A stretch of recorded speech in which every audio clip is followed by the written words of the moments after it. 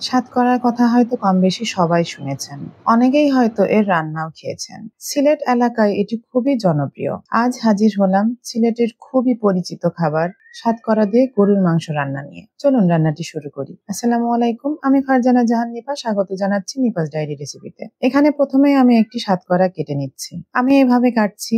অনেক সময় এর উপরের অংশটাও হালকা করে ফেলে দেওয়া হয়। এভাবে স্লাইস করে কেটে ভেতরের টক রসালো অংশটাকে হাত দিয়ে বের করে নিচ্ছি।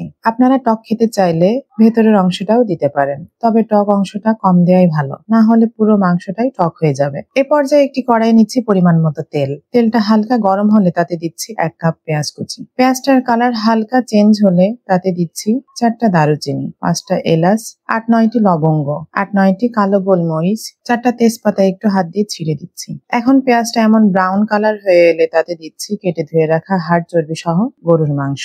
এখানে আমি 1.5 কেজি পরিমাণ গরুর মাংস রান্না করব। মাংসটাকে একটু নেড়ে দিচ্ছি 1 চা চামচ ধনিয়া গুঁড়া, আদা বাটা উঁচু করে 2 চা চামচ, রসুন বাটা 1.5 চা চামচ, হলুদের গুঁড়া 2 চা চামচ, 1 চা চামচ আস্ত জিরা দিচ্ছি, শুকনা মরিচের গুঁড়া দিচ্ছি 1 চা চামচ।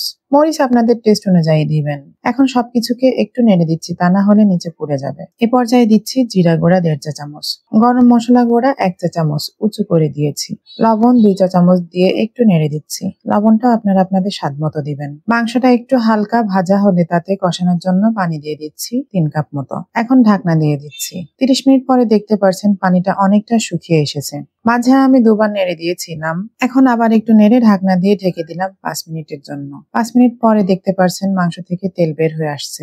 এখন মাংসটাকে মশলার সাথে ভালোভাবে কষিয়ে দিচ্ছি কেটে ধুয়ে রাখা সাতকরা। সাতকরাটাকে মাংসের সাথে একটু নেড়ে গ্রেভির জন্য পানি দিয়ে ঢাকনা দিয়ে দিচ্ছি আরো 5 মিনিটের জন্য। এখন দিচ্ছি কিছু কাঁচামরিচ।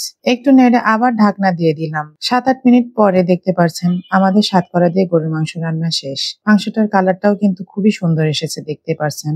এখন চুলাটা অফ করে পরিবেশন করছি। এটি অন্য মাংস থেকে খেতে অনেকটাই আলাদা হয়, কারণ মাংসটা জুড়ে থাকে খুব সুন্দর একটা লেবুর ফ্লেভার।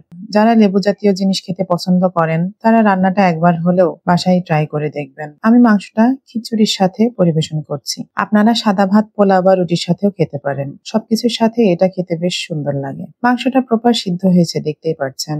ভিডিওটি যদি ভালো লাগে তাহলে বেশি বেশি শেয়ার করে দিবেন। আজ এখানে শেষ করছি। আল্লাহ হাফেজ।